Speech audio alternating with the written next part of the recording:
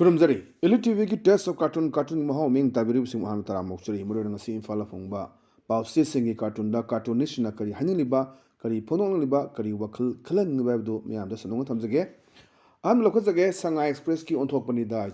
da yam phajaba cartoon ma yi kana mange do yengbiu myam khangni aina khalli se ka BBS ki jam phajaba thambal ma yi thamban se da bindi ga namaga anoka upagal resi khoi gi thamban gi president ne som de leriba pung yaiba ma gotan khingbam leisina koi gi taibiga yam naha oiriba adugi MPCC gi khaidem koi gi wangkem gi duga wangkem gi dune leri se olise ade handaksi maroina khoi ketegau kendra gi da khoi gi bot chor gadi shor gi campaign to da ton tong gi budo adu haji Shanghai Express te ju phajana igi bini no da base to ra ka ne da mana khalli ne ba hai kaino isai ga pungon ga chan chana da bum toida kaidoura jano na hojik si dum mayam nang anphung henpun nang na ba dum leibiduni party MPC gi party gi sinba sindaba kaina haina ba madu defamation tongni khoni kaina haiba mayam mang da leiba leire speculation ni leiba matung ina khoi BJP gi sungare dagi khuba ki sungare mayam sida party gi president sinba sindaba matang cha daba moi high command torako mayam leibiduni adugi leibe sida handaksi ngarang ngani ngarang gi pau se da su yaw gi bani khoi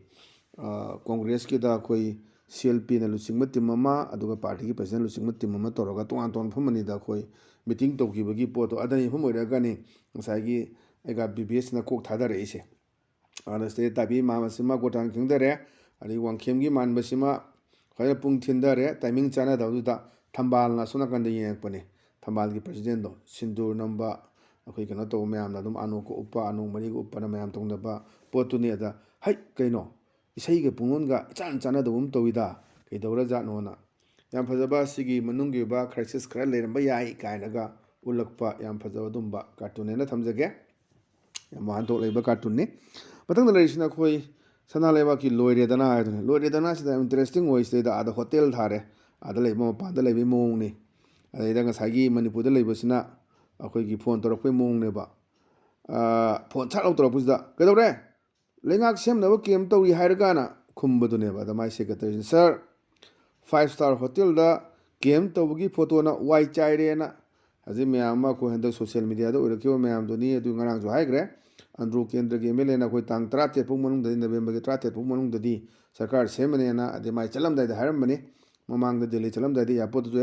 sem da ta di ko resign to ni ko 100 na du unar ko di phangaktre PM hoi ICM hoi di unar ba faraktre aduga khoi gi bel santosh kumba sambit patra gumba unaraga lakhe baduni amda lila asam nungai dori oiraga di phare adagi makhata na extension toroi gaina ngam ngam phajana haibani khoi andro kendra gi MLA na na yengsi kai lakadagi na ada haibani sa phone tok chela ku lengak sem na kem tori haraga ana khumbaduna sir 5-star hotel la kem tobugi photo na wai chaire na social media da wai chairak paduni adugi phim duni adu mathang da leisina koi pongna pongi balu he chini yam related oi ngasi gi mathang program si yam phajaba hai tare ko elected se mayam na tanarak pa chin bugi mong ne se hui ne wo khunga tanarak bugi mong mayam na prajam na tanarak bugi mong du ne ba my security guard escort ka se chele mayam tanarak bugi si oirak pa yai kaina ka thamak pa yam na imagination na ma to bu ne ngasa gi cartoonist na hai tare ko adu mana haibni miyam na khanba mi hu ne lusing bu oina bu hona jage miyang kholaudi isor gi kholaune na adona mayam si hojik loi khangnare test owner chahi manga gi vote ka dabada maduda phangada ba chaina asi amwa ga jani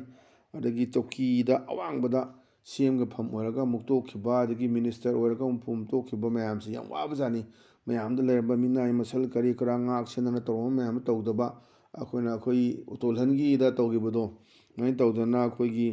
pangkha ga pu chatpa mayam to mayam du thoi haninga lete da mamang da su yam wagi ba vote ka da matam da wa ba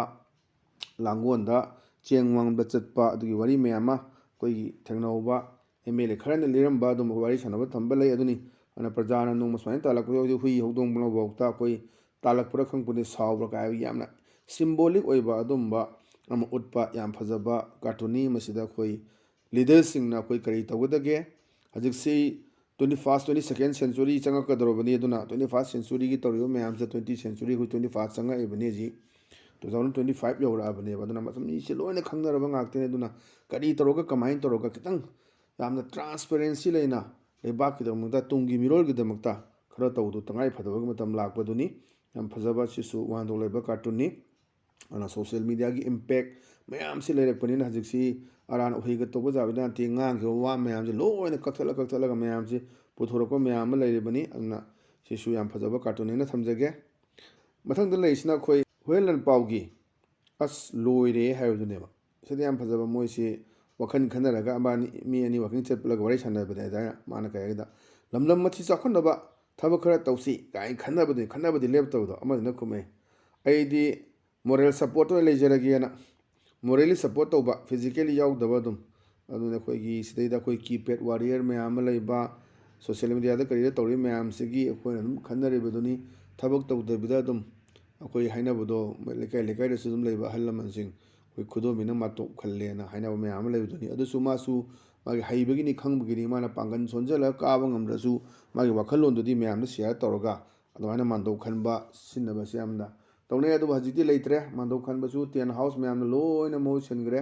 ꯂꯩꯀꯥꯏꯒꯤ ꯅꯍꯥꯟꯋꯥꯏ ꯊꯥꯏꯅ ꯑꯩꯈꯣꯏ ꯑꯔꯩ ꯑꯔꯩꯕ ꯄꯩꯌꯥ ꯄꯨꯅꯔꯛꯄ ꯊꯥꯡꯖꯧ ꯄꯨꯅꯔꯛꯄ ꯋꯥ ꯄꯨꯅꯔꯛꯄ ꯇꯧꯔꯒ ꯈꯟꯕ ꯈꯣꯠꯄ ꯇꯧꯕ ꯃꯌꯥꯝꯗꯨ ꯍꯧꯖꯤꯛ ꯂꯩꯈꯤꯗ꯭ꯔꯦ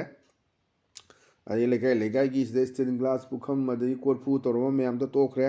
ꯑꯗꯒꯤ ꯋꯥꯇꯔ ꯕꯣꯇꯜꯅ ꯃꯍꯨꯠ ꯁꯤꯟꯈ꯭ꯔꯦ ꯑꯗꯒꯤ ꯆꯥꯛ ꯊꯣꯡꯕꯁꯤ ꯍꯧꯖꯤꯛ ꯕꯥꯃꯣꯟꯗ ꯄꯨꯂꯞ ꯅꯦꯛꯊꯣꯛꯅꯔꯦ ꯌꯨꯝꯗ ꯀꯧꯔꯒ ꯊꯣꯡꯕ ꯆꯤꯜꯂꯛꯄ ꯖꯒꯥ ꯂꯩꯔꯛꯇꯕꯅꯤ나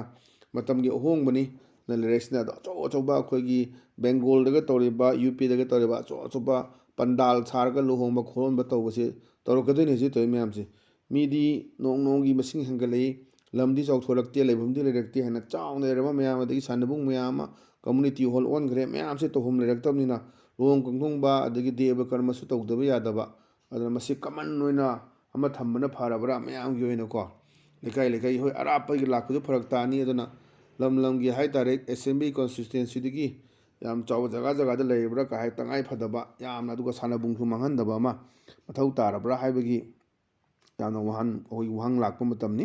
ꯑꯗꯨꯅꯁꯨ ꯌꯥꯝ ꯐꯖꯕ ꯀꯥꯔꯇꯨꯟꯅꯦꯅ ꯊꯝꯖꯒꯦ ꯃꯊꯪꯗ ꯂꯩꯁꯤꯅ ꯑꯩꯈꯣꯏ ꯅꯍꯥꯔꯣꯜ ꯊꯧꯗꯥꯡꯒꯤ ꯍꯋꯥꯗꯣ ꯂꯩꯔꯥꯡꯗꯣ ꯑꯗꯨꯅꯤ ꯍꯋꯥꯗꯣ ꯂꯩꯔꯥꯡꯗꯣ ꯌꯥꯝ ꯐꯖꯕ ꯌꯦꯡꯕꯤꯌꯣ ꯁꯤꯁꯨ ꯑꯩꯈꯣꯏꯒꯤ ꯏꯂꯦꯛꯇꯦꯠꯀꯨꯝꯕ ꯉꯥꯛꯇꯅꯤ ꯑꯗꯩ ꯍꯟꯗꯛꯁꯤ ꯅꯛꯁꯜꯂꯛꯑꯦ ꯃꯤꯈꯜꯗꯤ 2027ꯗꯅꯤ ꯅꯤꯡꯒ꯭ꯔꯤ ꯇꯥꯈꯠꯇꯗꯅ ꯍꯧꯖꯤꯛꯁꯤ ꯀꯦꯝꯄꯦꯟ ꯇꯧꯅꯕ ꯍꯧꯔꯛꯑꯕꯅꯤ ꯃꯇꯥꯡꯁꯤꯗ ꯃꯥꯅ ꯍꯥꯏꯕꯗꯨꯅꯤ ꯑꯃꯁꯤꯅ ꯄ꯭ꯔꯖꯥꯒꯤ ꯏꯁꯦ ꯍꯧꯖꯤꯛꯇꯤ ꯃꯍꯥꯎ ꯍꯟꯊꯕꯒꯨꯝ ꯇꯧꯔꯦꯅꯦ ꯀꯥꯏꯅ ꯏꯁꯦ ꯆꯨꯞꯄꯒ ꯂꯥꯛꯄꯒꯤ ꯃꯑꯣꯡꯗꯨꯅꯦꯕ ꯈꯪꯕꯗꯣ ꯑꯗꯨꯅ ꯃꯍꯥꯎ ꯍꯟꯊꯕꯒꯨꯝ ꯇꯧꯔꯦꯅꯦ ꯄ꯭ꯔꯖꯥꯒꯤ ꯏꯁꯦꯅ ꯑꯗ ꯑꯃꯁꯤ ꯈꯨꯝꯃꯦ ꯃꯆꯤꯟꯖꯥꯛ ꯊꯥꯕ ꯍꯧꯔꯁꯤ ꯚꯣꯠ ꯂꯣꯏꯔꯒ ꯃꯍꯥꯎ ꯐꯪꯂꯅꯤꯅ ꯌꯥꯝꯅ ꯑꯩꯈꯣꯏꯒꯤ ꯌꯥꯝ ꯐꯖꯕ ꯅꯨꯡꯗ ꯑꯥꯔꯊ ꯄꯨꯕꯅꯤ ꯑꯩꯈꯣꯏꯒꯤ ꯃꯍꯥꯎ ꯏ ꯆꯨꯞꯄꯒꯤ ꯃꯍꯥꯎꯁꯦ ꯍꯟꯊꯔꯛꯄ ꯑꯗꯨꯅ ꯃꯥꯏꯁꯤ ꯊꯥꯏꯅꯒ ꯃꯥꯟꯅꯗ꯭ꯔꯦ ꯁꯤꯅꯦꯕ ꯃꯍꯥꯎ ꯍꯟꯊꯔꯦ ꯑꯗꯨꯅ ꯃꯍꯥꯎ ꯊꯥꯛꯑꯁꯤ ꯁꯤꯅꯦꯕ ꯚꯣꯠ ꯃꯌꯥꯁꯤꯗꯤ ꯐꯖꯅ ꯊꯥꯛꯇꯣꯏꯅꯤ ꯑꯗ ꯚꯣꯠ ꯂꯣꯏꯔꯒ ꯃꯍꯥꯎ ꯈꯪꯗꯣꯏꯅꯦꯕ ꯍꯥꯏꯗꯤ ꯚꯣꯠ ꯂꯣꯏꯔꯒꯗꯤ ꯃꯣꯏ ꯃꯥꯡꯈ꯭ꯔꯅꯤ ꯚꯣꯠ ꯀꯥꯔꯗꯤ ꯑꯗꯨꯅ ꯃꯁꯤ ꯃꯤꯁꯤꯡꯁꯨ ꯀꯥꯟꯅꯗꯕꯅꯤ ꯀꯩꯗꯧꯅꯦꯒꯦ ꯑꯁ ꯃꯣꯏꯅ ꯆꯍꯤ 5 ꯈꯪꯁꯨ ꯈꯪꯕꯤꯔꯣꯏꯗꯕꯗꯨ ꯀꯥꯟꯅꯄꯣꯠꯇꯦ ꯂꯧꯍꯧꯁꯦꯅ ꯁꯣꯝꯗ ꯈꯨꯠꯕꯥꯝ ꯊꯥꯔ ꯂꯧꯔꯤꯅꯤ 5,000 ꯂꯧꯕ 3 ꯂꯧꯕ 3 ꯂꯧꯕ ꯃꯌꯥꯝ ꯑꯃ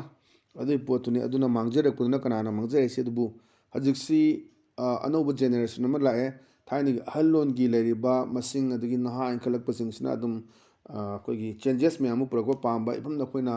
ꯅꯣꯇꯥꯅ ꯌꯥꯎꯔꯛꯏꯗꯨꯅꯤ ꯅꯟ ꯑꯣꯐ ꯗ ꯑꯕꯞ ꯑꯅ ꯅꯟ ꯑꯣꯐ ꯗ ꯑꯕꯞꯇ ꯊꯥꯗꯔꯛꯄ ꯃꯌꯥꯝ ꯑꯃ ꯑꯉꯥꯡ ꯑꯃ ꯅꯍꯥ ꯑꯍꯟ ꯐꯥꯎꯕꯗ ꯌꯥꯝꯅ ꯂꯦꯞꯄꯤꯕ ꯃꯤꯔꯦꯞꯁꯤꯡꯁꯦ ꯑꯃꯠꯇ ꯄꯥꯝꯗꯦ ꯍꯥꯏꯗꯅ ꯑꯩꯈꯣই ꯅꯟ ꯑꯣꯐ ꯗ ꯑꯕꯞꯇ ꯊꯥꯗꯕꯒ ꯌꯥꯎꯔꯤꯕꯗꯨꯅꯤ ꯑꯗꯨꯅ ꯌꯥꯝꯅ ꯍꯧꯖꯤꯛꯁꯤ ꯌꯥꯝ ꯆꯦꯟꯖꯦꯁ ꯂꯩꯕꯅꯤ ꯑꯗꯨꯅ